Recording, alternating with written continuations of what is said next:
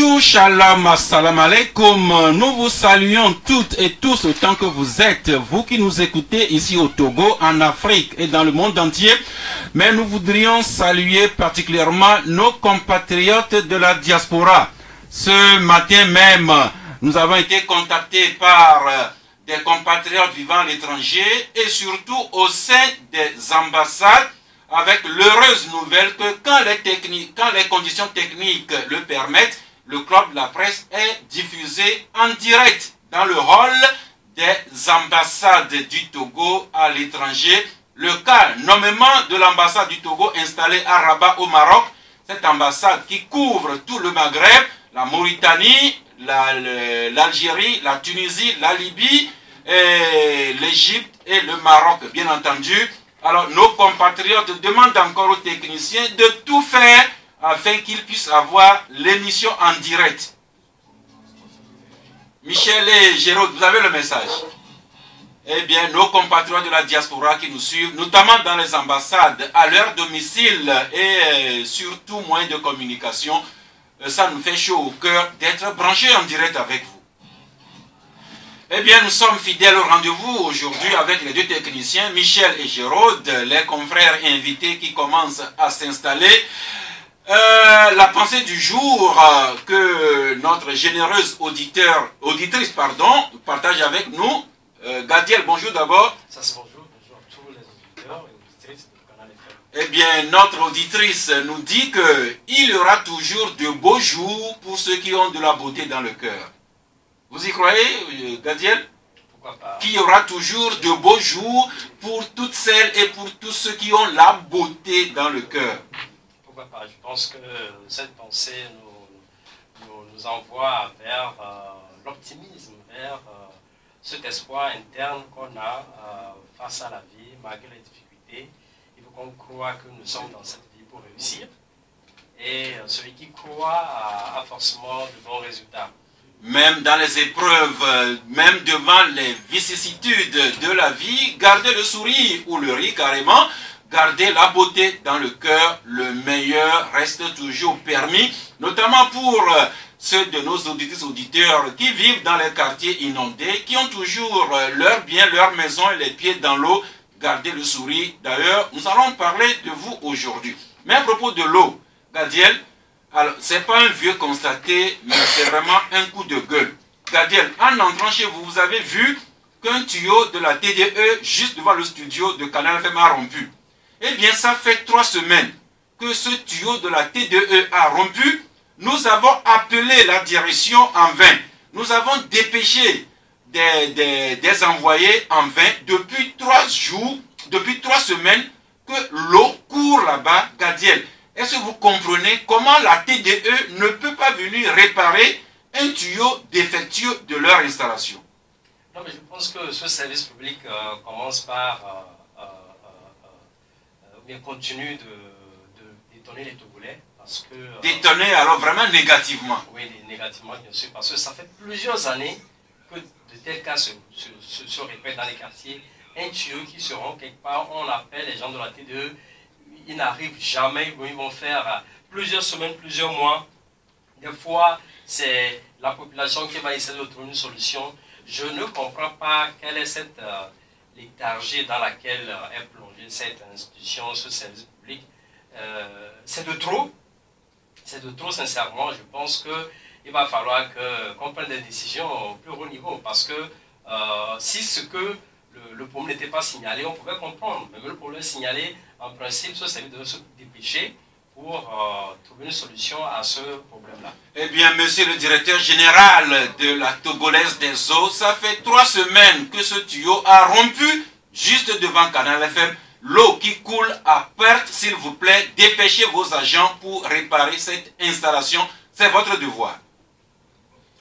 Eh bien, sans transition, nous embrayons sur la question santé, la page santé qui sera assez bien fournie aujourd'hui, parce que même d'autres journaux s'y intéressent. Commençons par le confrère Togo Matin, mais juste le temps que nous accueillons Fabrice Patom Pekesi. Bonjour.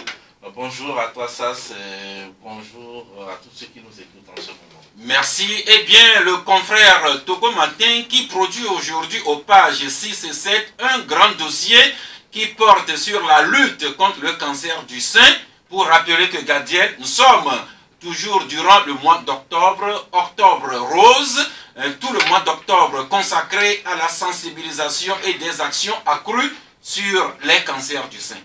Tout à fait, le mois d'octobre réservé exclusivement pour le cancer du sein. Vous savez, c'est un cancer qui fait plusieurs victimes en Afrique, et notamment chez nous au Togo. Et sur le plan international, le mois d'octobre est réservé pour mettre plus d'accent sur la sensibilisation, attirer les femmes à aller faire le dépistage et toujours mettre plus d'accent sur les mesures préventives au sein de la population. Vous savez, aujourd'hui, le cancer du sein fait partie de ces cancers qui font plus de victimes dans le pays au Togo. Et heureusement qu'au niveau public, il y a des actions qui se font. Au niveau de la société civile, il y a des actions qui se font. Les médias en parlent. Mais il faut que le combat continue. Merci. Tout le mois d'octobre consacré à la sensibilisation et à des actions accrues dans la lutte contre les cancers du sein. Il y a des centres hospitaliers, il y a des associations de bonne volonté qui nous y aident. Autre pathologie, il y a une semaine, nous recevions dans ce studio Madame Peace Ahadji qui préside l'association, l'ONG Hands from Above, les mains d'en haut. Madame Ahadji qui était venue nous entretenir sur la problématique des maladies mentales. Eh bien, le confrère Fraternité nous rappelle que c'est demain 10 octobre qui est consacré à la problématique de la lutte contre les maladies mentales. À cette occasion, l'ONG Hands from Above organise une table ronde des acteurs de la santé mentale ici au Togo. L'objectif sera de contribuer à mieux faire connaître les questions de la santé mentale et de susciter la mobilisation dans ce domaine. Donc, Fraternité rappelle qu'il faut bien traiter les personnes souffrant de troubles mentaux tout en respectant leurs droits et leur dignité. Et toujours dans le sillage de cette manifestation, l'ONG Hands from Above organise le vendredi 11 octobre prochain des visites dans des centres de prière afin de faire des dons de vivres, de non-vivres et de vêtements, aussi bien aux patients souffrant des troubles mentaux qu'à leur famille. Fabrice, il y a une semaine, nous avions cet invité qui nous en parlait. Oui, mais sauf que je n'ai pas eu... Vous n'étiez pas ici avec nous au studio, mais vous aviez suivi. Non, je n'ai pas eu la chance de suivre également l'émission ce jour-là. Mais je sais quand même que c'est une question qui revient très souvent, surtout concernant le problème de santé, le cancer du sein et autres, les sensibilisations, qu'on rappelle très souvent comment déterminer les signes précurseurs et tout cela. Je crois qu'aujourd'hui, c'est important de revenir régulièrement là-dessus parce que le cancer, ça fait partie de ces maladies-là qui résistent beaucoup à la médecine moderne et je crois que le prévenir, du moins mettre un accent sur l'aspect sensibilisation est quand même le côté bien choisi. Merci Gadiel.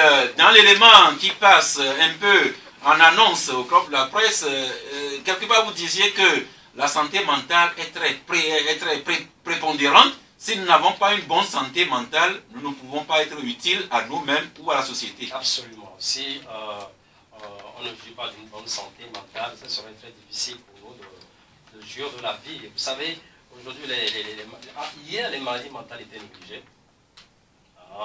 Surtout dans nos communautés où on juge ces maladies de maladies mystérieuses. Donc, on n'avait pas vraiment mis un plan sur pied pour s'occuper des malades, faire la prévention. Mais aujourd'hui, je pense que avec beaucoup d'avancées dans le domaine médical, on peut éviter, on peut prendre en charge, on peut aller même jusqu'à la guérison. Donc, je crois que il faut que les actions continuent toujours dans ce domaine. Et surtout, ne plus laisser les personnes souffrant de troubles mentaux errer comme ça dans la rue, ce qui les expose à des accidents de circulation ou à de la maltraitance même de la part de certaines personnes. Rappelez, Sylvestre Bini, que les personnes souffrant de troubles mentaux, il reste des personnes humaines gardant toute leur dignité et leur respect qui est dû à leur nature. Oui, et effectivement, d'abord je dis bonjour aux auditeurs de Canal FM, effectivement, parce qu'ils sont également dans leur monde. Hein, c'est ce que nous devons quand même comprendre. Et ils n'ont pas choisi d'être dans cet état-là, c'est dû peut-être aux vices ou aux aléas de la nature. Donc, en tant que nous, qui nous considérons comme des gens sensés, il faudrait quand même qu'on puisse également les respecter. Également, rappeler, Fabrice, que les maladies mentales peuvent être dues à de l'hérédité ou à d'autres facteurs, mais également à des mauvais comportements, notamment ceux qui s'adonnent à prendre des drogues et autres substances inappropriées, peuvent sombrer également dans des traumatismes et devenir des malades mentaux. Alors la prévention contre les troubles mentaux, ça peut passer également à éviter les drogues. Oui, et généralement, ces malades mentaux dont l'origine est liée à l'usage des drogues, généralement, il est pour eux qui sont les plus dangereux, parce que très violents.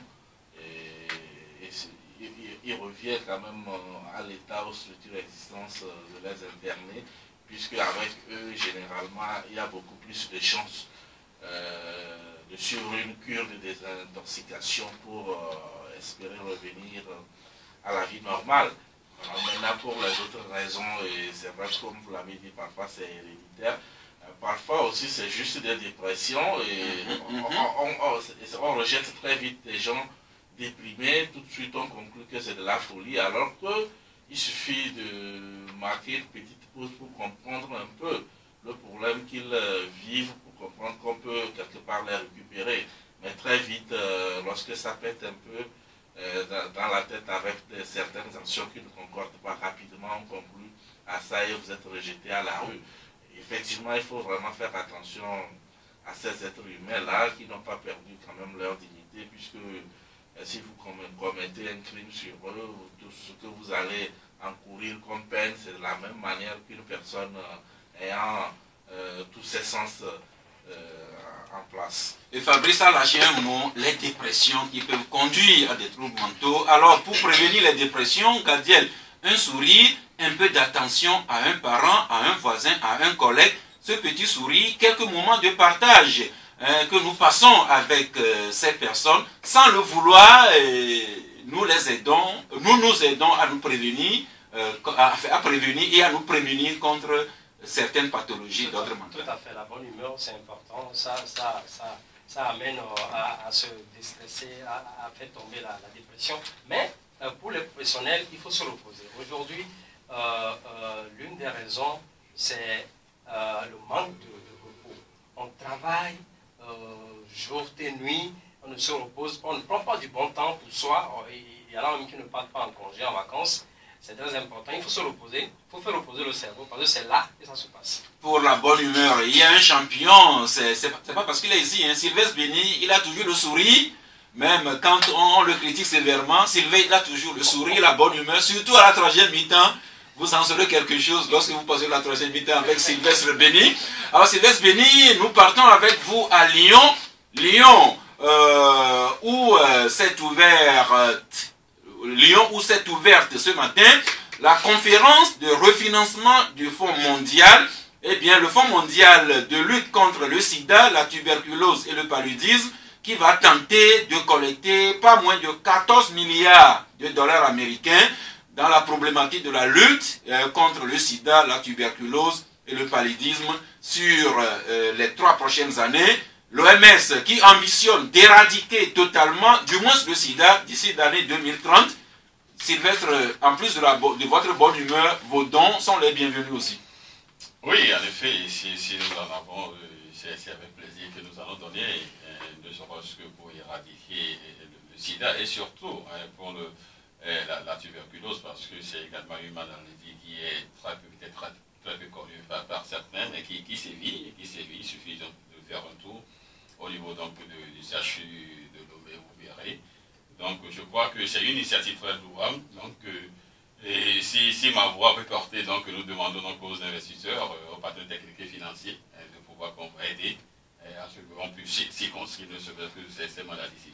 Eh bien, le sida et la tuberculose, mais c'était de grandes maladies. Mais le paludisme, Sylvestre, ou plutôt Fabrice, on peut prévenir le paludisme en dormant tout simplement sous moustiquaire, surtout en ce temps de pluie où les moustiques prolifèrent, surtout avec ces étangs d'eau artificielle qui se créent dans tous les quartiers. Eh bien, prévention, dormons sous moustiquaire, en commençant par vous, naturellement, Fabrice. Oui, bien évidemment, c'est-à-dire qu'aujourd'hui, la question de l'usage du moustiquaire est un peu compliquée pour certains, qui quand même évoquent certaines raisons qui ne sont pas valables, mais chacun est libre. Il y en a qui pensent que ça les étouffe et tout cela. Et oui, aujourd'hui, c'est beaucoup plus de cette maladie-là que les gens vivent, surtout dans une zone tropicale comme au niveau du Togo. C'est régulier. Et parfois, lorsque on sent un mal en premier, même sans avoir consulté le médecin, la première des choses, c'est le palu. Et comment on soigne ce palu-là, comment on le traite, Dieu seul sait, puisque généralement, il y a quand même, la médecine quand même a prévu des médicaments pour ça, mais je crois que, comme vous le dites, la prévention est la meilleure, au-delà du fait de vivre sous moustiquaire. Parce que le problème, c'est qu'il ne suffit pas, parfois vous mettez le moustiquaire et puis vous vous retrouvez dans une situation où le lendemain matin, vous avez dormi avec des moustiques qui ont vraiment fait la fête.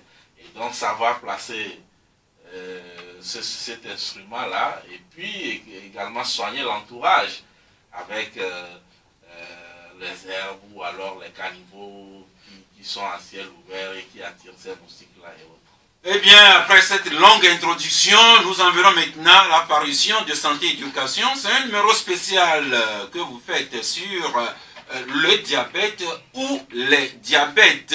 Gadiel, avec ce chiffre qui fait froid dans le dos, vous relevez que dans les milieux hospitaliers, il n'y a pas moins de 2430 décès de diabétiques chaque année ici au Togo. Et là encore, ce sont des chiffres officiellement enregistrés dans les hôpitaux.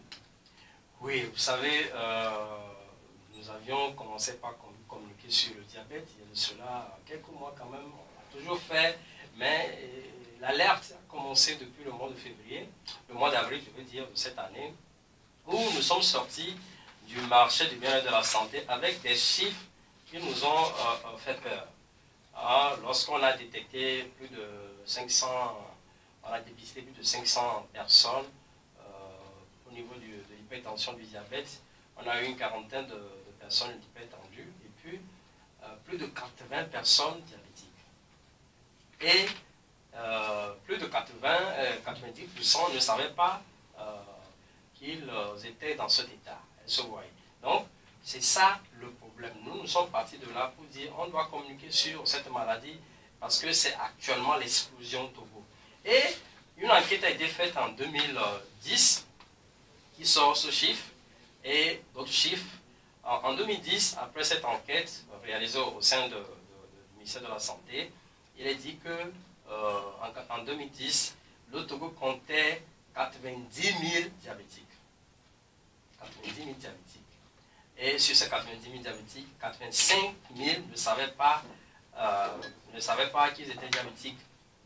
Elles se voyaient.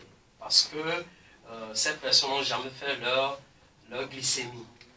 Elles se voyaient. Mais aujourd'hui, la situation, après 9 ans, après 10 ans, la situation n'est pas claire du diabète, comme pour plusieurs maladies cardiovasculaires. La situation n'est pas claire, mais ce qu'on connaît depuis 2010 nous fait peur. Donc, il est dit par cette étude que 2430 personnes meurent au Togo chaque année du diabète. Ce qui classe le diabète dans la classe des maladies les plus meurtrières au Togo. On ne le sait pas, mais c'est la réalité. Eh bien, comme je le disais, c'est un numéro spécial à la page 4 du livre, diabète, maladie chronique aux complications graves. Alors, pour un peu de pédagogie, vous écrivez que le diabète est tout simplement une maladie chronique qui apparaît lorsque le pancréas ne produit pas suffisamment d'insuline ou lorsque l'organisme n'utilise pas correctement l'insuline qu'il produit. Et l'insuline, c'est cette hormone qui régule la concentration du sucre dans le sang. Alors, ma question, quelles sont les causes et les facteurs de risque du diabète, Gadiel? Les causes ne sont pas très accessibles. Les spécialistes parlent d'accidents génétiques, de malformations. Les causes ne sont pas très accessibles. Mais on connaît quand même les facteurs de risque, dont les antécédents familiaux. C'est très important, que ce soit au niveau des maladies cardiovasculaires, du cancer, les antécédents familiaux constituent un facteur important. Quand vous avez des parents qui font le diabète, mais qui sont décédés du diabète, vous êtes à risque et vous devez prendre des dispositions pour ne pas devenir diabétique. Et pour prendre des dispositions pour ne pas devenir diabétique, il faut aller voir un spécialiste. Changer de mode de vie, parce qu'aujourd'hui, notre mode de vie nous conduit à cela. Est-ce que vous voyez? Donc, oui, entre autres mots de vie, là, vous nous recommandez de manger sainement, de faire régulièrement de l'exercice physique et surtout de ne pas rester dans le doute. Tout à fait. Là aussi, le psychisme aussi agit. Oui, parce que vous savez, aujourd'hui, rester dans le doute, ce n'est pas bien. Quand vous sentez des signes, on peut parler des signes. Hein, des signes. Quelqu'un qui brutalement commence par uriner à tout bout de champ. Hein, on est dans ce studio, déjà, il a déjà fait de tout au niveau des toilettes pour uriner. Et la personne boit beaucoup, plus qu'avant. Et puis, elle mange beaucoup et elle se sent très fatiguée.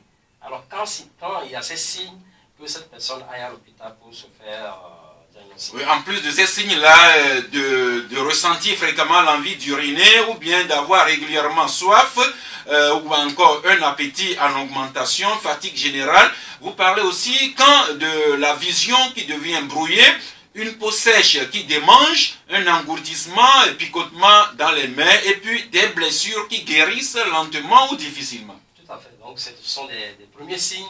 Je pense que si une personne a ces signes, c'est pourquoi c'est important qu'on s'observe, qu'on écoute notre organisme et qu'on prenne des décisions. Quand on voit ces signes à notre niveau, il ne faut pas rester à la maison, il faut aller à l'hôpital pour un diagnostic.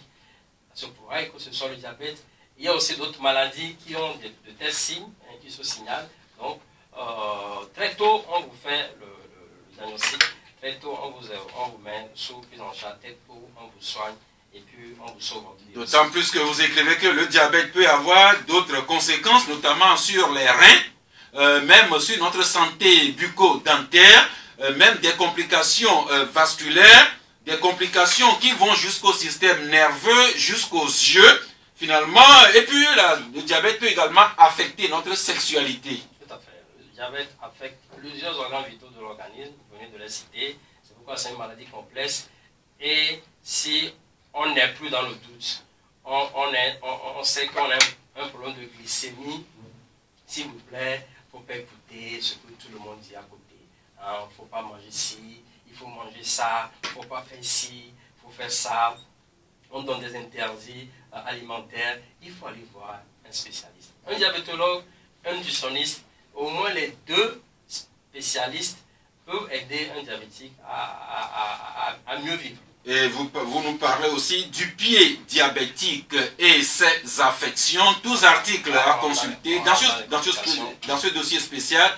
Mais vous intéressez aussi aux agents de santé communautaire qui constituent un maillon essentiel dans l'accélération de la couverture sanitaire universelle. C'est un extrait de ce que vous a confié Dr Namoudou Keïta, qui est spécialiste en santé publique chargé des soins de santé primaires à l'Organisation ouest-africaine de la santé. Oui, les ASC, comme on les appelle communément, qui sont des relais de prise en charge en milieu communautaire. Vous savez, c'est une stratégie que le Togo constitue l'un des pays propulseurs. Les ASC qui, dans nos villages, dans nos communautés, sont chargés, formés et chargés de faire un certain nombre de prises en charge, notamment au niveau des maladies les plus courantes, dont le paludisme, le suivi de la femme enceinte. Voilà, donc un certain nombre d'activités que l'ASC fait en milieu, dans les communautés, pour renforcer le travail que font les auxiliaires médicaux, ou bien les médicaux, donc La dernière fois, il y a eu toute une rencontre autour de comment renforcer cette stratégie et ces personnes à mieux faire leur travail. Donc, nous avons tiré cette interview de ce spécialiste. Je pense que c'est une interview qui est adressée aux acteurs de la santé publique, du système de santé à lire. Et voilà. Merci, ceci n'est qu'un petit avant-goût. Hein. L'essentiel est à trouver dans le journal Santé Éducation, accessible au prix de 500 francs. 500 francs CFA seulement. Joachim Loko, bonjour. Bonjour Sass, bonjour aux fidèles auditeurs du Canal FM. Merci de nous avoir rejoints. Il y a un autre invité que nous allons vous dévoiler incessamment le temps que nous revenions, Fabrice, sur les caprices du temps. Nous connaissons une petite saison des pluies vraiment particulières avec des trompes d'eau qui nous tombent dessus. Si dans le monde agricole on sourit, ce n'est pas toujours le cas dans les quartiers ici de Lomé d'ailleurs. Et vous dites que ce n'est pas fini, puisque vous écrivez à la page 2 de Le Libéral, alerte, de fortes pluies sont attendues encore jusqu'à la mi-novembre. Oui, c'est une alerte du service de la météo qui estime que nous n'avons pas encore fini avec cette pluie, que ça risque de se poursuivre jusqu'à la mi-novembre. On alerte également sur des inondations qu'on commence déjà par avoir. Donc c'est toujours la prudence qui est de mise. Et sur ce point, je crois qu'aujourd'hui, on peut féliciter les services de la météorologie quand même. Pour une fois. Ouais, pour la promptitude avec laquelle ils donnent toutes ces données-là et qui, la plupart du temps, se réalisent. Eh bien, on ne peut pas fermer malheureusement le ciel. Les nuages vont continuer par déverser leur trompe d'eau sur nous. C'est pourquoi le ministre Yark nous appelle encore à la vigilance, notamment ceux qui vivent dans les zones inondables, ceux qui doivent faire des voyages, notamment pour traverser les cours d'eau à bord de pirogues ou bien à pied. Prudence, c'est ce que vous nous rappelez, Joachim Loko. Oui, je voudrais vous rappeler que moi-même, j'ai été victime de cette pluie-là tout à l'heure. Aujourd'hui même? Oui, tout à l'heure, il pleut. Ah bon? Je suis stoppé net dans mon élan à 500 mètres de votre studio. C'est ce qui explique votre retard. Vraiment indépendant de votre volonté pour une fois.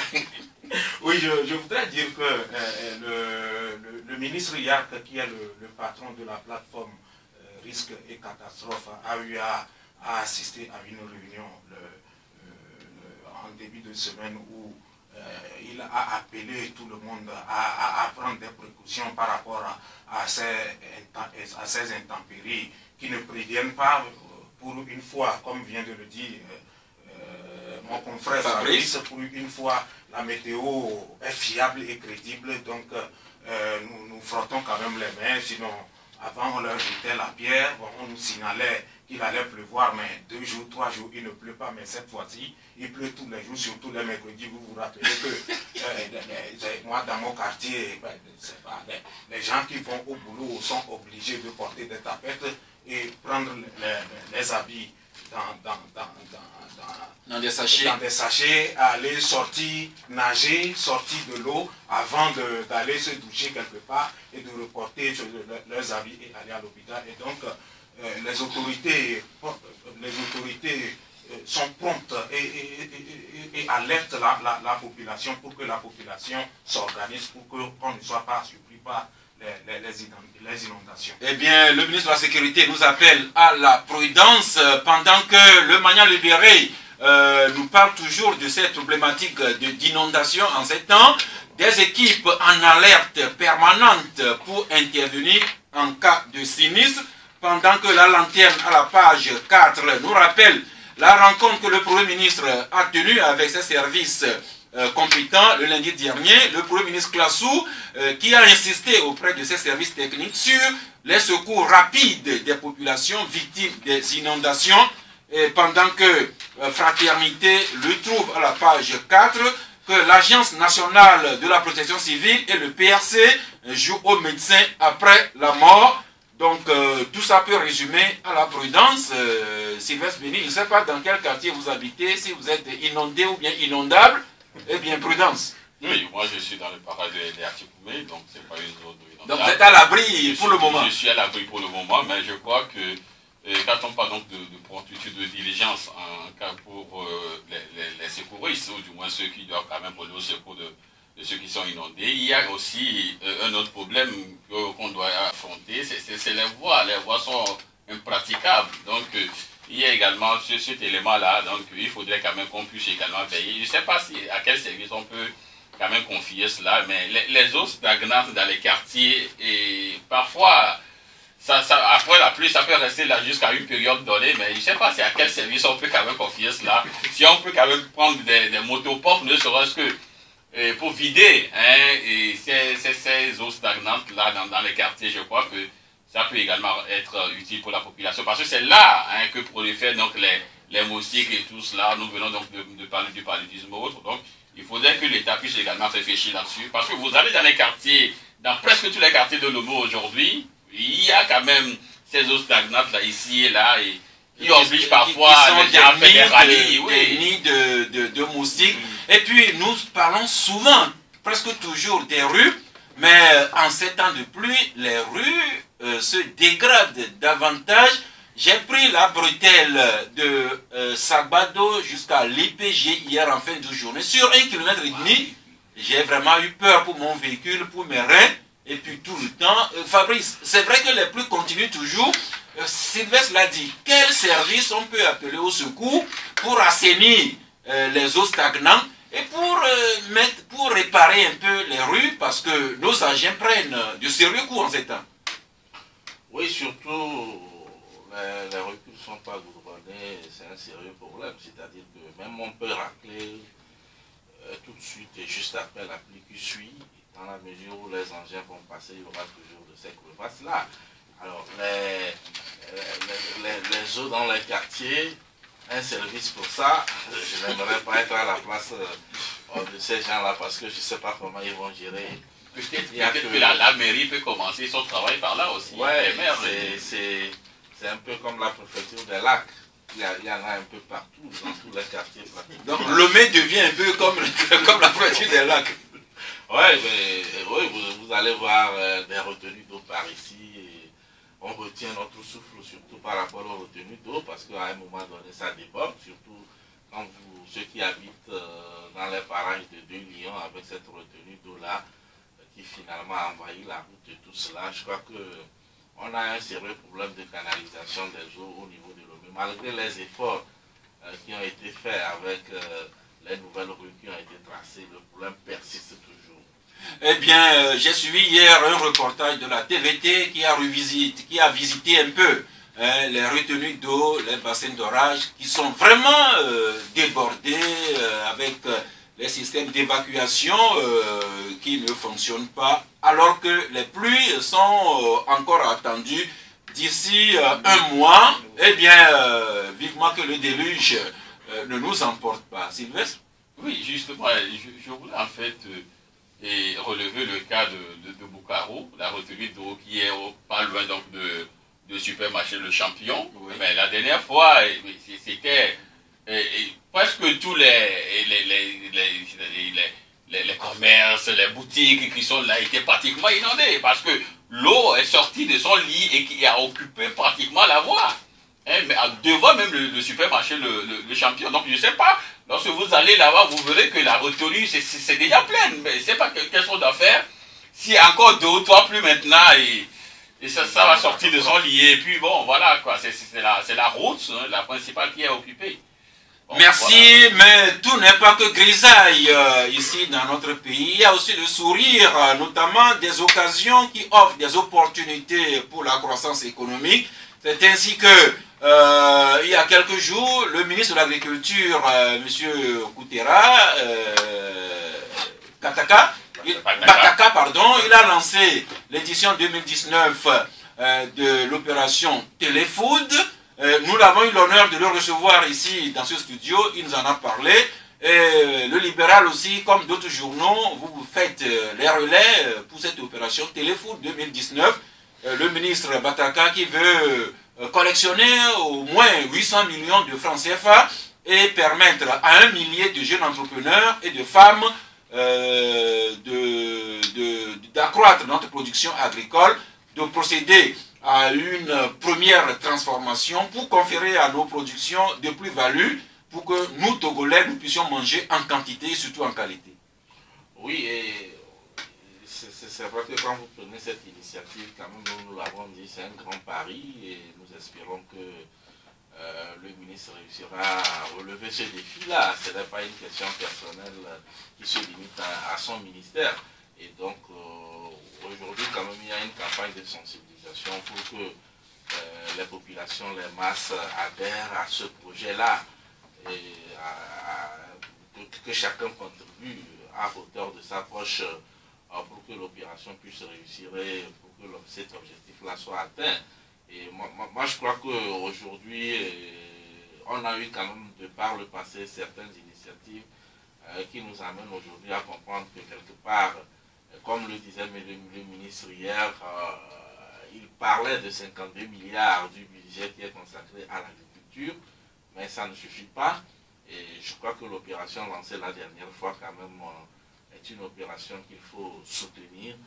Et si on a pu obtenir des sommes par le passé, je ne sais pas, en faisant des prélèvements sur les consommations, notamment avec le soutien des éperviers, où tout le monde rapidement adhère. Je crois que le projet ici qui est exposé, soutenir près de 1000 emplois au niveau des jeunes. 1000 entrepreneurs. 1000 entrepreneurs, pardon, puisque dans une entreprise maintenant, il peut y avoir une ou deux ou plusieurs personnes. Donc je crois que c'est quand même bien vu. Et ce dynamisme-là et cette initiative-là mérite d'être soutenue. Pendant que l'opération Téléfoot 2019 a été lancée, il s'est ouvert hier à ce que nous appelons communément la foire Togo 2000, la 8e édition du Salon international de l'agriculture et de l'agroalimentaire de Lomé. Il s'agira donc de valoriser et de promouvoir nos produits agricoles locaux. Pendant que le CIALO est ouvert hier, un autre salon international, un autre salon va s'ouvrir, je crois, le 11 octobre prochain. Et pour nous en parler, Guy Watson, bonjour. Bonjour. Merci pour la patience avec laquelle vous nous suivez, vous nous écoutez. Ça fait toujours plaisir d'écouter les confrères. Merci. Je ne me plains pas. Eh bien, le CIALO ouvert hier, c'est votre salon, Salon Ferrine 2019, qui ouvre ses portes demain même, 10 octobre déjà. Ce salon Ferrine qui sera ouvert demain et qui fermera déjà ses portes 11 octobre prochain. Et vous nous rappelez en quoi consiste votre salon Ferrine?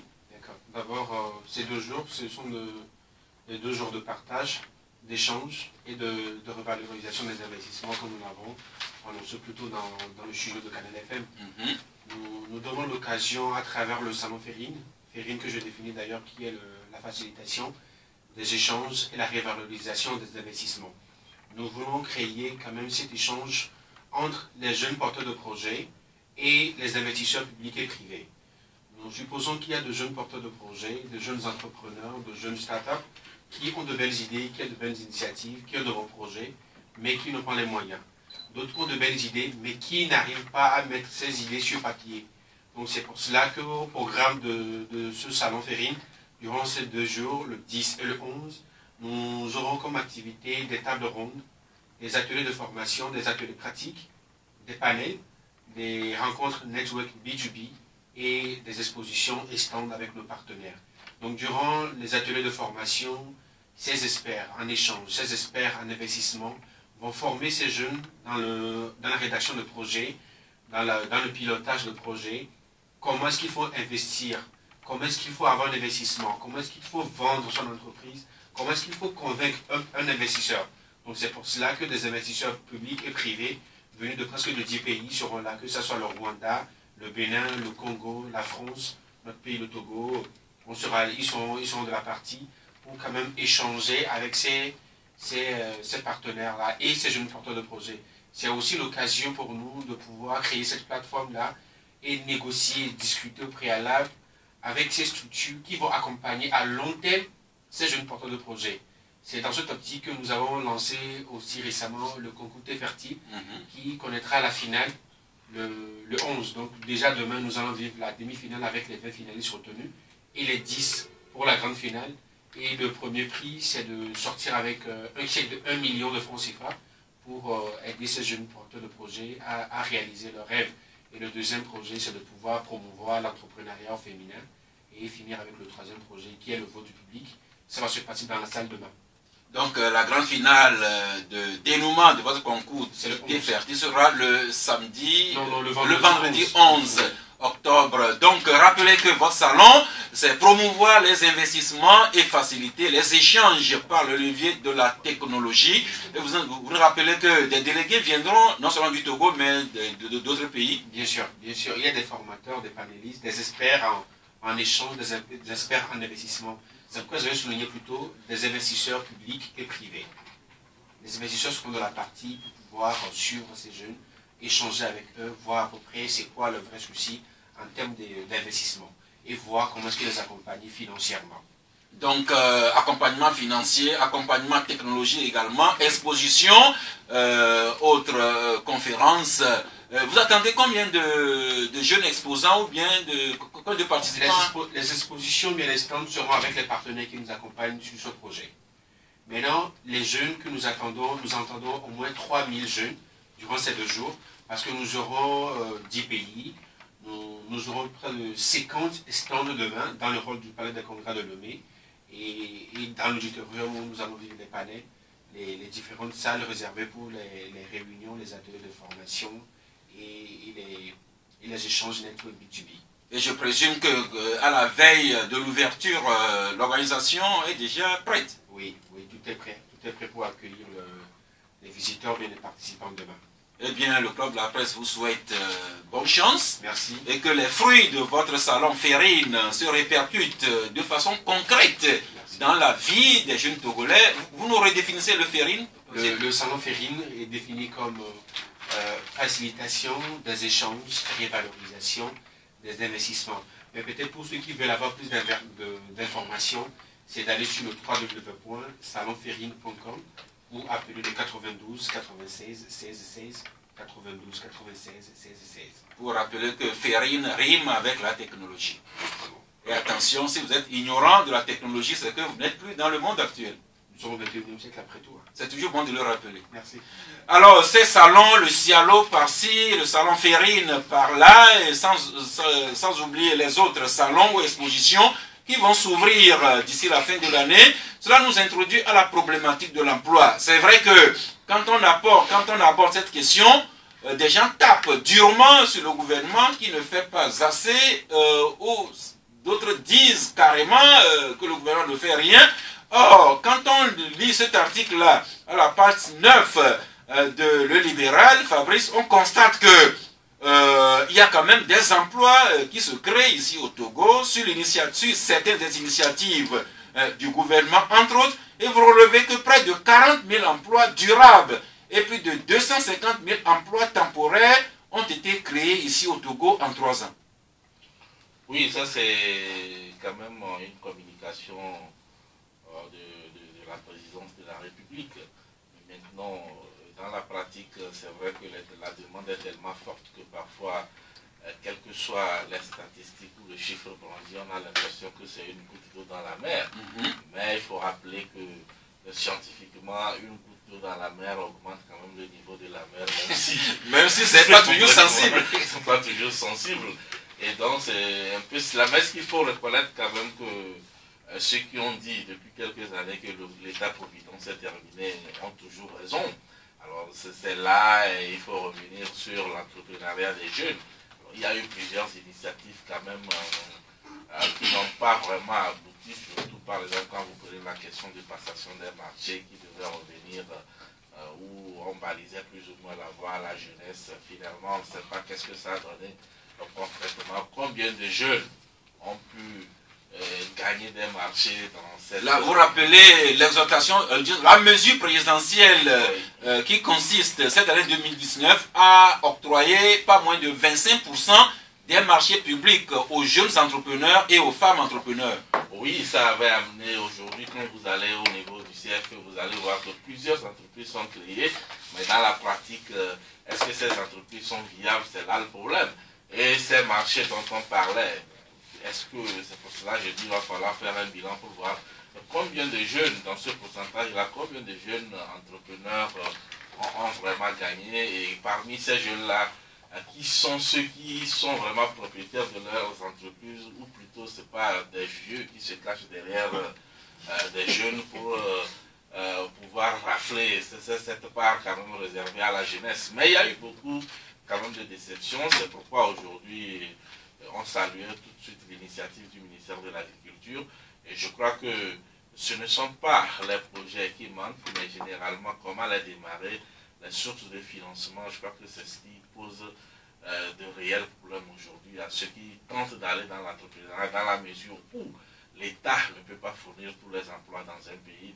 Et c'est le secteur privé d'ailleurs qui fait qu'un pays tient très souvent sur ses pieds. Eh bien, vous relevez que le gouvernement qui s'est lancé dans la culture entrepreneuriale et de l'employabilité des jeunes, ce qui est un des piliers de la politique sociale de Faure Gnassingbé, avec ses près de 40 000 emplois durables et 250 000 emplois temporaires, des chiffres quelque peu flatteurs, mais qui contrastent avec le taux officiellement admis de 3,4% de chômage en 2015, 25% de sous-emploi des jeunes, un problème qui reste sur le tapis et sur lequel et le gouvernement et les jeunes doivent continuer à rivaliser d'initiatives, d'intelligence. Sans transition, sécurité, ici et ailleurs. Joachim Loko, votre journal Dunia Le Monde, vous nous donnez une triste information, à savoir ce compatriote militaire togolais qui est casque bleu au Mali et dont la base à Badiangara, dans la région de Mopti, a été attaquée par des assaillants non identifiés, et ce casque bleu togolais grièvement blessé. Est-ce que sa vie est hors de danger, Joachim? Bon, est-ce que sa vie est hors de danger? Nous ne savons pas pour le moment. Ce que nous savons, c'est que sa base a été attaquée le dimanche dernier dans la région de Mopti. Vous savez que le Sahel est actuellement en proie à un terrorisme qui ne dit pas son nom, où les chefs d'État de la CEDEAO, les chefs d'État de la sous-région et de l'Afrique tout entière se battent pour pouvoir arriver à juguler ce mal qui freine le développement des pays du Sahel. Mais le Togo perd le lourd tribut. Beaucoup de Togolais, beaucoup de soldats togolais qui participent à l'amusement sont tombés sur ce plan. Et donc, les chefs d'État et de gouvernement ont récemment fait une réunion où ils ont appelé à beaucoup plus de financement pour soutenir les efforts du G5 Sahel pour pouvoir juguler cette crise. Donc, le terrorisme est en train de prendre une proportion très inquiétante, si bien que personne ne les contrôle. C'est devenu une nébuleuse où au Niger, au Mali et au Burkina Faso, il y a la recrudescence des attaques à tout moment. Le terrorisme sur fond d'extrémisme violent qui devient une hydre difficilement maîtrisable. Le Togo, qui par solidarité se porte aux côtés de nos frères et amis maliens, ce compatriote casque bleu grièvement blessé, nous lui souhaitons un rapide rétablissement. Toutes nos pensées à son épouse, éventuellement à ses enfants et à tout le corps des militaires togolais. Cela nous amène à cette rencontre qui a réuni le Togo et le Burkina Faso ces 3 derniers jours. Ils ont signé hier pas moins de 14 accords. Le confrère Togo Matin revient là-dessus aujourd'hui. Lutte contre le terrorisme, le Togo qui soutient fortement le Burkina Faso, ce pays aussi qui est sous la menace, qui est déjà la victime de ce terrorisme, de cet extrémisme violent. Et parmi les accords de coopération signés hier entre le Togo et le Burkina, quelques points portent sur l'assistance sécuritaire que se doivent ces deux pays voisins et frères. Alors de là nous venons, puisque nous sommes à quelques encablures de la prochaine élection présidentielle, les forces de sécurité se préparent aussi dans ce sens. On se rappelle qu'il y a quelques jours, l'école de police de Davier a accueilli, ou bien accueille d'ailleurs cette semaine, une formation, comment gérer les manifestations publiques tout en protégeant les droits de l'homme dans le cas d'une éventuelle contestation de ces élections à venir. Les forces de sécurité se préparent déjà. Fabrice?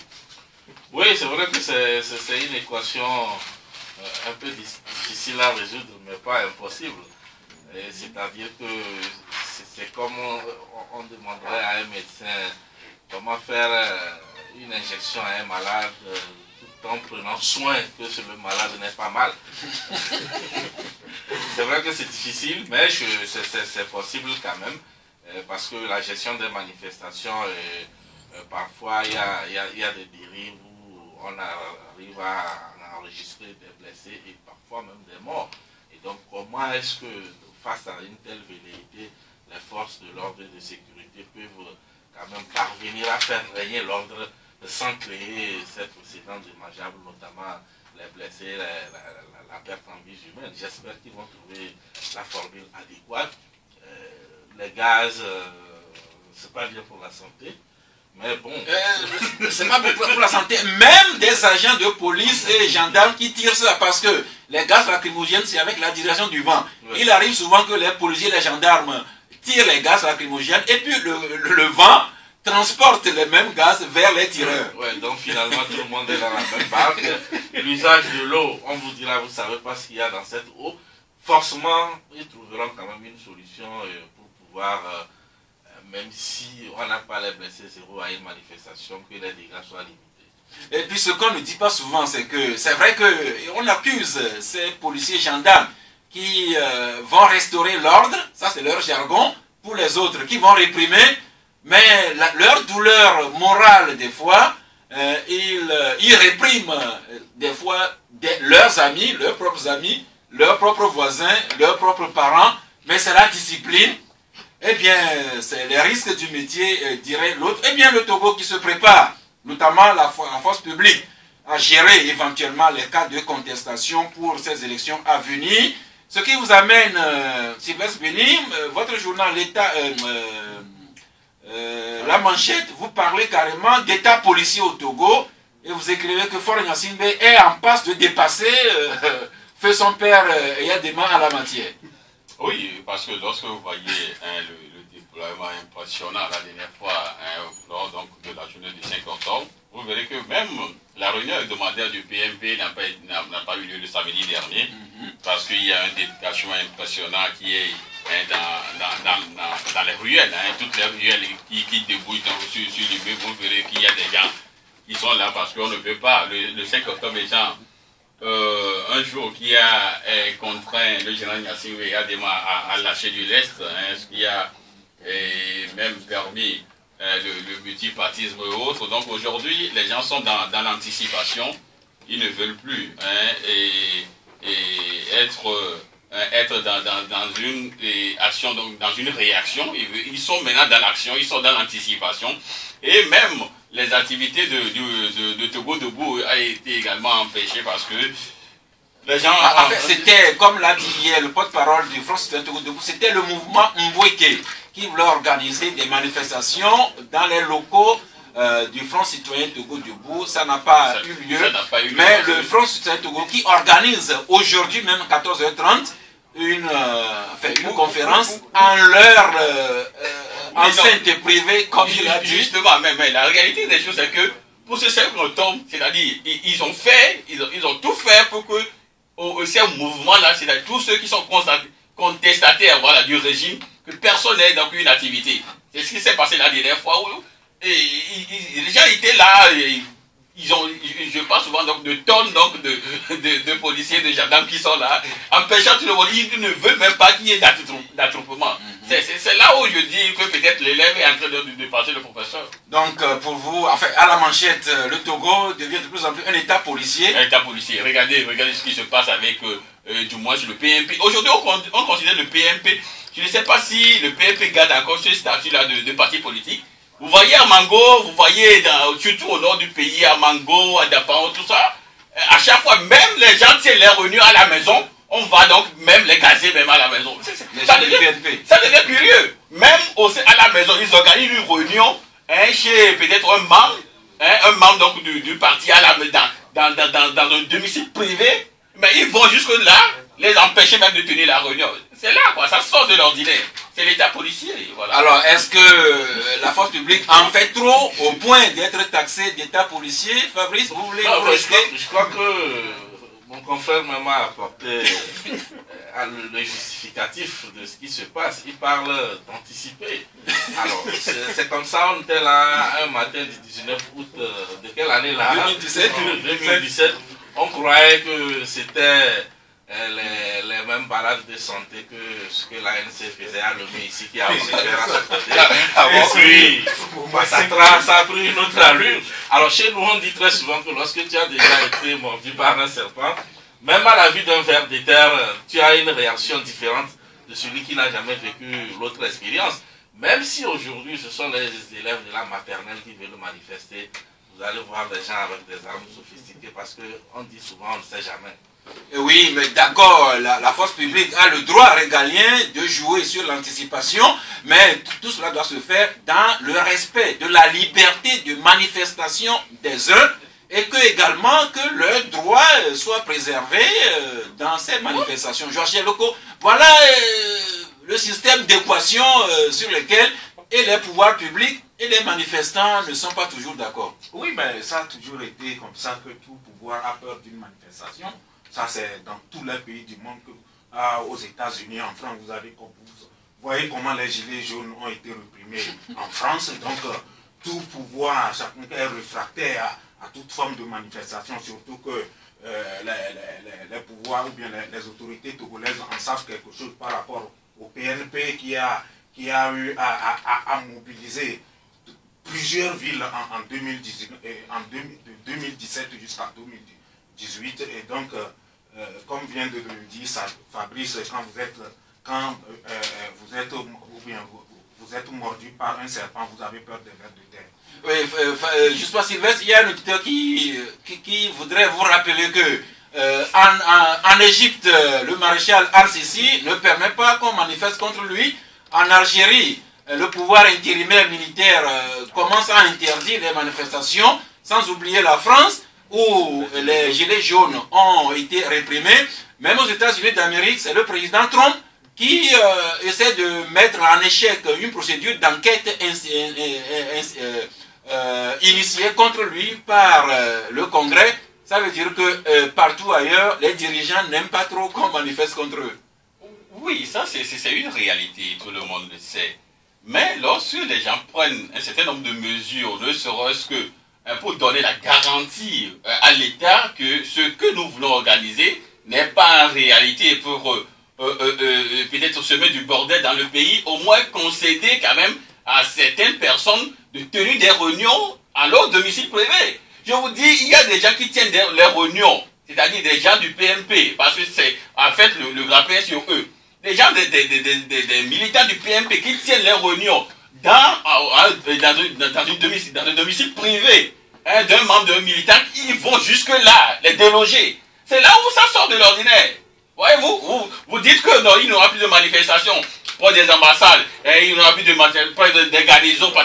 Maintenant, les gens sont allés à la maison, dans leur salon, pour tenir les réunions, vous venez encore les déloger. C'est pour que ça sorte de l'ordinaire. Merci, on disait tantôt que la force publique se prépare pour anticiper sur la présidentielle 2020 avec d'éventuels débordements. Nous parlons souvent de ces candidats déclarés ou présumés ou pressentis. Aujourd'hui, vous mettez, Sylvestre Béni, vous mettez en confidentiel que l'UFC pourrait présenter un candidat à la présidentielle 2020. Et ce candidat pour nom et visage, Sylvestre Béni? Oui, l'information que nous avons eue, c'est que l'ancien ministre de l'Environnement sera présenté par André Johnson par l'UFC. Et nous avons également eu écho à ce qu'il y a déjà un groupe qui est parti voir le maréchal qui est aujourd'hui... le maréchal... Le maréchal le président de l'UFC. Le patriarche. Je préfère ça. Ah, aussi, vous voulez. Donc, il y a un groupe déjà qui est allé le voir à Accra, parce qu'aujourd'hui, il est à Accra. Donc, ils ont échangé, mais sauf que il les a renvoyés également vers ces lieutenants d'aujourd'hui qui sont là. Et donc, il faut dire qu'en fait, c'est un parti aujourd'hui qui est véritablement dans du pétrin, pour ne pas dire à volo, parce que il y a tellement d'antagonismes, de rififi au sein de ce que vous qualifiez de guerre larvée à l'UFC. De guerre larvée, parce que lorsque aujourd'hui vous allez à l'UFC, même Isiat Tiakwe, je ne sais pas s'il est déjà devenu moine, parce qu'il avait promis de devenir moine. Donc je ne sais pas s'il est il avait promis de devenir moine, donc je ne sais pas si... Il a promis de devenir moine et de m'offrir à moi. D'offrir à toi un truc de moine. Mais depuis là, il a... Il paraît que c'est toi qui n'as pas voulu. Non, j'attends. Il a complètement... Il a complètement... Imaginez-vous aussi, on vous promet un tour du monde et vous refusez. Vous êtes fou, oui, je ne suis pas fou. Donc s'il a l'écoute quand même beaucoup. Donc voilà, lui aussi il a aujourd'hui quelques problèmes aussi avec certains cadres du parti. En réalité, si vous observez bien, il y a une crise des générations au sein de ce parti, parce qu'avec les jeunes montantes là, et puis il y a les vieux aussi, les agos, c'est-à-dire les amis de Chiki Selupe qui sont là et qui veulent toujours garder une même mise sur le parti, parce que on sait que le maréchal est presque...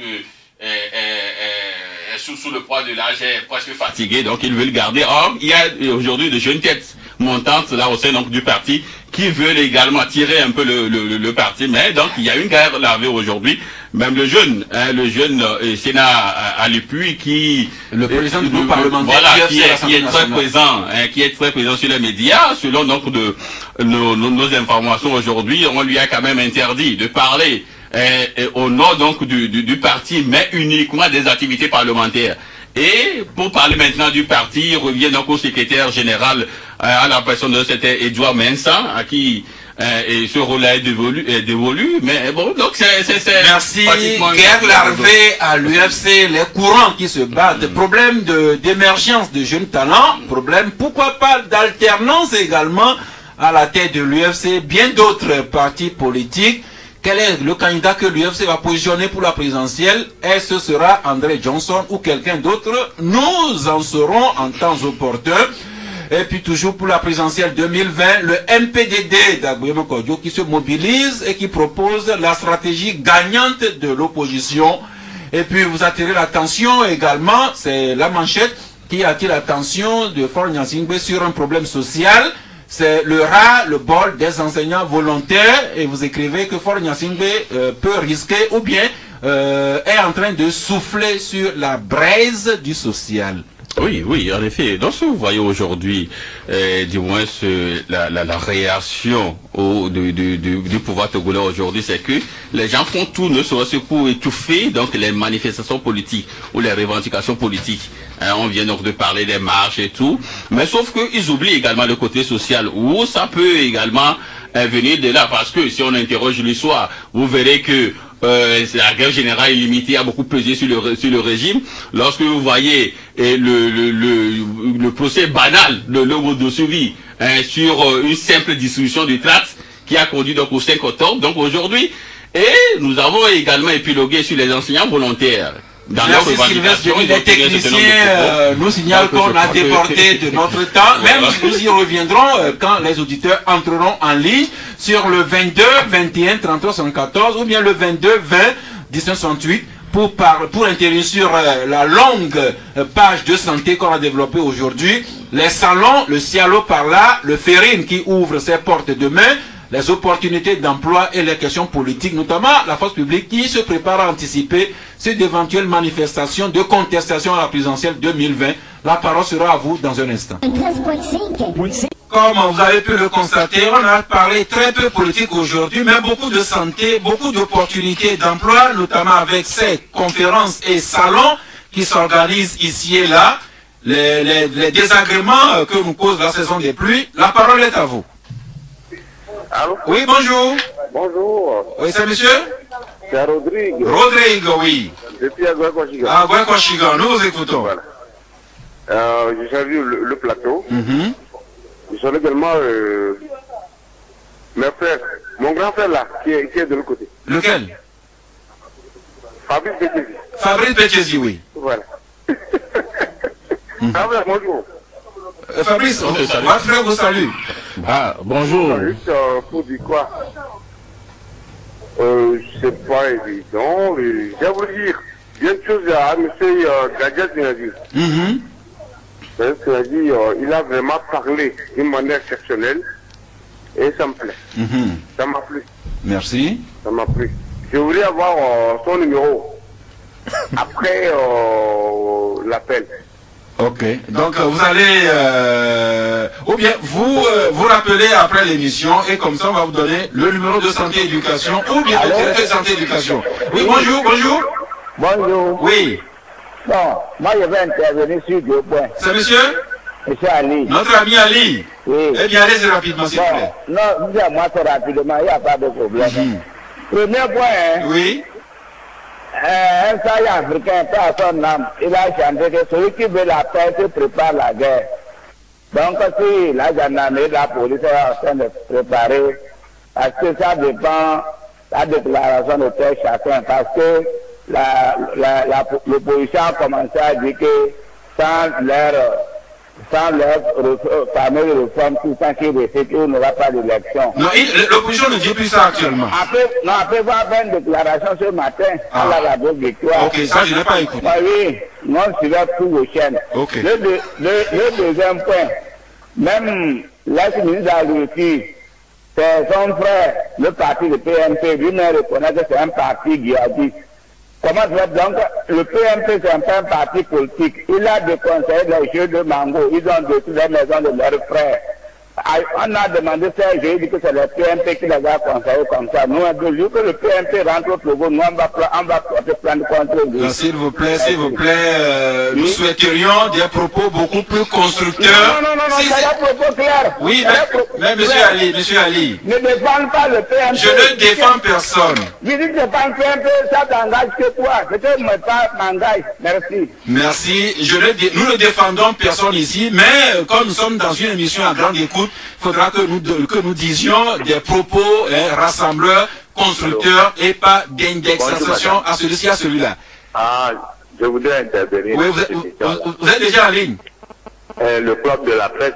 Oui. Vous êtes en direct, Vous dites? Vous êtes en direct dans le club de la presse. Ah bon, oui. C'est monsieur? Oui, monsieur. Oui, c'est monsieur? C'est Fridolin, s'il vous plaît. Fridolin, ok, nous vous écoutons. S'il vous plaît, c'est sur le problème de la régie, là. Oui, la TDE. Oui, c'est vraiment une société d'État qui est vraiment dans une léthargie. Et le constat depuis le départ de notre papa Badjo, là, tout est vraiment, ils ne font rien de bon. Même on vous sert de l'eau jaune dans des quartiers. Bon, on ne sait pas vraiment qu'est-ce qu'ils font. On sait que c'est l'eau pour vraiment travailler, ça c'est beaucoup d'argent. Donc c'est un coup de gueule contre la TDE. Oui, évidemment. Merci. Il faudrait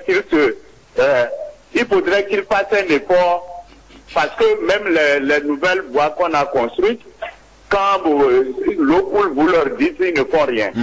Et ça détériore la voie. Merci. Donc, il faudrait qu'il fasse un effort. Merci l'ami. La TDE sera avisée en conséquence. Déjà l'auditeur en attente, bonjour. Bonjour. Oui. Johannes. Oui, nous écoutons. Je suis désolé d'entendre certaines comparaisons. Quand on me dit que même les gilets jaunes ont été réprimés, est-ce que c'est une comparaison qu'on fait en connaissant le fond du sujet des gilets jaunes, ou bien on fait juste une comparaison à l'air comme ça? Je suis désolé, mais vivement de votre part des analyses plus pointues. Mais cher ami Johannes, est-ce que les manifestations des gilets jaunes en France ont été réprimées, oui ou pas? c'est facile de faire une telle comparaison. Non. Est-ce que les manifestations ont été réprimées? Nous ne jugeons pas sur les causes. Je ne pense pas qu'on peut parler de répression comme ça se fait ici. Puisque avant même de parler de répression des Gilets jaunes, suivant le cours de tout ce que ça a donné depuis le début des manifestations des Gilets jaunes, avant qu'on parle de répression, je ne pense pas que la même chose se passe dans notre pays ici. Merci Johannes. Voilà. Nous avons suivi déjà notre auditeur en ligne. Bonjour. Oui, bonjour. Oui. Moi, je vais intervenir sur le comportement de la TDE. La TDE? Oui. Sincèrement, cette société, elle crée tous les problèmes aux usagers. Elle crée tous les problèmes aux clients. Parce que ce mois-ci, vous allez voir des facturations bizarres qu'ils ont envoyées aux gens. Ils ne respectent pas, ils ne passent pas en temps normal pour relever. Ils vont faire plus de 40 jours, 49 jours sans relever. Après, ils viennent, ils disent que vous avez dépassé le taux forfaitaire, donc on vous calcule sans le taux forfaitaire. Et ils ont donné des factures pléthoriques aux gens. Et quand on va là-bas pour réclamer, c'est de n'importe quoi. C'est de n'importe quoi. Sincèrement, moi, je dis que il y a certains directeurs de société ou certaines personnes qui prennent des décisions impopulaires pour énerver la population togolaise. Donc, vous voulez dire qu'il y a des directeurs dans ce de la TDE qui font ça sciemment? Mais pourquoi on peut ne pas relever les factures à temps et on dit que vous avez dépassé le taux forfaitaire. Donc, les 10 mètres cubes que vous devez normalement payer sous le taux forfaitaire, on calcule tout au taux tranche 2. Ça, c'est pas normal. Merci. Oui. J'ai pas encore fini. Oui, sincèrement, les décisions impopulaires dans ce pays, ces derniers temps sont récurrents. Oui, avec le problème de Togocel, vous faites les forfaits, on ne peut même pas ajouter, on prend ça, le problème de taxes de logement, ainsi de gauche à droite, les problèmes de permis de moto, tout ça, mais c'est des décisions impopulaires qui fatiguent la population. Oui, c'est ça. Vraiment, il faut que les gens se méfient. On ne sait pas quel objectif ils ont en se comportant de cette manière. Merci. Voilà. Nous renvoyons les propos de notre ami auditeur aux auteurs de cette décision qualifiée d'impopulaire. Je pense quand même que la TDE doit être quand même à l'écoute de la population parce que plusieurs personnes se plaignent. Moi-même, j'en ai été victime où on vient relever les factures de façon bizarre. Quand vous allez ou bien vous allez au centre pour qu'on vous explique pourquoi cela, on donne des arguments qui ne vous convainquent pas. C'est quand même regrettable qu'une telle société à qui le gouvernement a placé la confiance pour servir les populations ou bien servir à la population de l'eau potable se comporte ainsi. Merci. L'auditeur en attente, bonjour. Bonjour, monsieur Tav. Oui. Bonjour le plateau. Bonjour à vous aussi. C'est Vavor, j'appelle depuis Kobateme. Kobateme. Oui. Nous vous suivons. Ok. S'il vous plaît, j'ai commencé par suivre l'émission ça. Et monsieur Tav, s'il vous plaît, j'estime que vous les journalistes, vous êtes un pouvoir de transmission entre le peuple et les autorités. Permettez-moi de passer par votre antenne pour lancer un appel au ministère des Infrastructures et des Travaux Publics. Oui. D'ordonner les Chinois pour nous raser un peu la déviation. Pour la regarder. Nous souffrons trop. Oui. Nous souffrons sur cette route-là, je vous en prie, monsieur Tav. Nous souffrons trop. Chaque jour, la route constitue un cauchemar pour nous, quoi. Vraiment, s'il vous plaît, faites-nous. Merci. La route Lomé-Vaughan avec les environs de Djagblé, il y a des déviations qui ont été faites, qui sont très mal entretenues. Je ne vous conseille pas de passer par là. Donc le coup de, disons, le SOS de l'auditeur doit être tombé dans les oreilles du ministère en charge des infrastructures et notamment des Chinois. Oui, l'auditeur suivant, bonjour. Oui, bonjour monsieur Sass. Oui.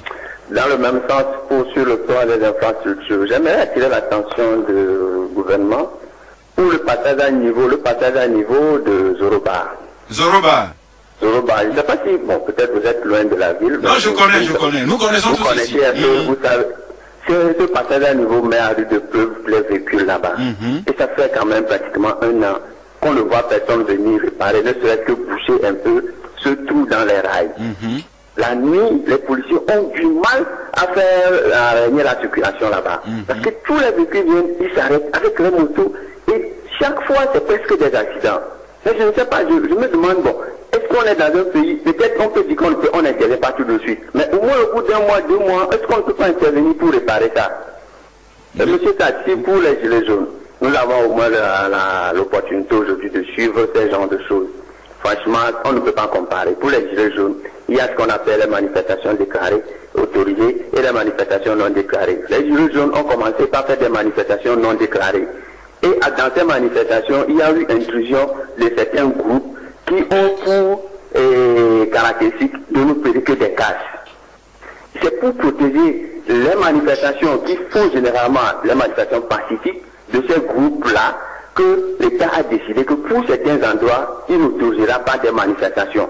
Et il arrive que ces gilets jaunes-là essaient chaque samedi de façon spontanée d'organiser ces manifestations auprès de ces endroits et la police réprime. Ce sont des choses qu'il ne faut pas comparer avec ce qui se passe dans notre pays. Merci. Franchement. Merci. Pour Merci. on ne peut même pas comparer aussi. Merci. Juste rappeler, Fabrice, que nous ne comparons pas, mais nous évoquons quand même ces faits qui sont réalités en France. On ne compare pas. Non, c'était pas une comparaison. On n'a pas dit que c'est-à-dire que le Togo s'inspirait de ce qui se passe en France. Pour chaque pays règle sa sécurité. Et dans tous les pays au monde entier, quand il y a manifestation, il y a toujours force de l'ordre pour encadrer. Et parfois ça dégénère. Je crois qu'aujourd'hui on a la chance quand même d'avoir des chaînes à l'extérieur où c'est pratiquement cela on vit que pratiquement tous les jours. Il n'y a pas qu'au Togo seulement qu'on manifeste avec encadrement des forces de l'ordre. Ailleurs aussi ça se fait et parfois ça dégénère. On a des tirs de gaz lacrymogène, l'usage de l'eau et tout cela. Et donc c'est pas une comparaison, mais c'est pour dire que c'est des actions qui appellent des réactions pareilles et c'est dans tous les pays du monde. C'est dans ce sens parce que par le moment on se plaignait que les députés de l'Assemblée nationale interpellent des ministres du Togo qui refusaient de se présenter. Et hier, c'est le président Donald Trump qui a interdit à ses ambassadeurs de répondre à une convocation du Congrès américain. C'est pas comparaison encore une fois, mais évocation seulement des faits ici et ailleurs. Le dernier auditeur aujourd'hui, bonjour. Bonjour. Oui. C'est Papa Sibiti. De Djidjolé. Oh, oui. Oui. Bonjour. Félicitations à tout ce que vous faites. Merci. Je voudrais vous poser 2 problèmes. D'abord, les inondations. Chez nous, là, d'Adebayor Sibiti jusqu'à Lomédan, j'ai toujours dit, c'est des collecteurs souterrains. Comment faire, monsieur Sache, vous les journalistes, aidez-nous pour que on nous aide, qu'on nous fasse les caniveaux depuis le fils du président Yadema jusqu'au bassin Adebayor Sibiti. Deuxièmement, je voudrais prier tout le monde, en tant que sage, tous les Togolais, à travers leur intervention, vous l'avez dit, il faut des interventions constructives qui construisent, pas défaillantes. Nous sommes tous Togolais, celui qui veut quelque chose aujourd'hui, tôt ou tard il aura, mais pas dans la violence. Allons comme les cuites et les progrès, bien sûr, se sont chamaillés, l'ICPN et les Juventus. Togolais, aimons-nous les uns les autres dans nos interventions. Merci. Merci. Eh bien, depuis quelques mois, Papa Sibiti ne cesse jamais de parler de ces canalisations à Djidjolé. Alors, Silas Béni, est-ce qu'il faut appeler les nouveaux maires élus de la localité ou bien le ministre pour qu'on aille réparer les canalisations de Papa Sibiti derrière Adebayor? Oui, je crois que ça fait plusieurs mois qu'il le dit. Hein, donc, nous profitons de l'occasion pour solliciter du moins le ministre. Le ministre en charge donc des travaux de désigner du moins réparer les canalisations souterraines, de choisir ou de désigner du moins le service qui doit le faire parce que maintenant aujourd'hui la mairie parce qu'il y a également un problème qui se pose, c'est que il dit que c'est souterrain et tout ça, mais comment est-ce que c'est bouché? C'est bouché. Maintenant comment est-ce que ça se fait? Donc il faut aller curer. Il faut aller curer, il faut des spécialistes. Eh bien, Papa Sibiti, c'est un jeune homme de plus de 75 ans, vivement qu'on aille au secours de ces canalisations internes et que Papa Sibiti puisse nous parler d'autre chose quand il appelle. Merci, nous arrivons à la fin de cette émission. Le temps que nos 4 confrères nous brandissent leur carton du jour. Guy Watson, rebonjour. Rebonjour. Vous êtes resté à nos côtés. Nous sommes à la veille de l'ouverture du salon Ferrine. Et vous nous rassurez que tout est déjà prêt. Tout est prêt. Eh bien, les médias, donc Canal FM, nous viendrons en reportage. Oui, nous viendrons voir. Tous les médias sont invités pour la couverture. Et vous nous rappelez juste qu'il y aura des débats, il y aura des ateliers de formation, des panels, des rendez-vous network B2B, des expositions et finir le jeudi demain à 19h par un dîner d'affaires, the Foreign Business Dinner, à l'hôtel du 2 février. Et puis le 11 donc. Le 11 on va terminer le salon en toute beauté et c'est reparti pour l'édition prochaine. Avec le dévoilement de votre concours. Oui, la grande finale, du concours Thé Fertile, avec un chèque de 1 million de francs CFA pour le lauréat ou bien le meilleur projet. Dans le même sens, le Cialo qui est ouvert hier se tient à la place CETEF, à la foire exposition Togo 2000. Encore quelques jours pour aller visiter, apprécier la production alimentaire ici au Togo, en quantité et en qualité. Carton de fin d'émission, Gadiel Tchanyadi. Bon, je vais faire un carton vert. À qui? À nous tous, à toute la population, et donner une petite recette par rapport aux flaques d'eau, aux retenues d'eau qui sont devant les maisons, qui peuvent produire des moustiques et transmettre le paludisme. Quand vous avez des flaques d'eau, des étendues d'eau devant votre domicile, vous pouvez mettre une couche d'huile, une quantité d'huile, les huiles végétales que nous avons à la maison. Cela empêche la prolifération des moustiques. Des moustiques. Voilà. Mais si vous retrouvez devant tout un étang, Gadiel, notamment à Balepédola, au niveau de tout, là vous faites quoi? Je parle des petites flaques d'eau devant nos maisons. Okay. Voilà. Et la moteur. Et vous réfléchissez à une solution pour Agbalepédo dans le trou. Sylvestre Béni, votre carton? Oui, bon, et en attendant mon carton, je voulais en fait revenir sur l'intervention rapidement sur l'intervention de M. Ali. Vous savez, nous sommes à la porte des élections présidentielles au Togo et ces périodes sont souvent très difficiles. Très sensibles pour nous. Donc il faudrait quand même que nous refusons donc de tenir un certain nombre de propos. Je ne voulais pas revenir en fait sur ce qu'il a dit, parce que c'est quand même choquant d'écouter ce terme-là. Je vais pas reprendre ça. Donc, aimons-nous les uns les autres, comme l'a dit M. Sibiti. Donc, évitons des propos qui puissent envenimer la situation. Donc, c'est ce que je voulais dire. Et à ce moment, il faut rappeler que, jusqu'à preuve de contraire, le PNP est officiellement enregistré au ministère de l'administration territoriale comme parti politique togolais ayant satisfait aux conditions de la charte des partis. Oui, voilà. Cela mérite respect. Justement. Sinon, le thème qu'il a prononcé est un peu osé et risqué aussi. Maintenant mon carton, moi je donne un carton vert aux amis donc du service de légalisation de la préfecture du Golfe.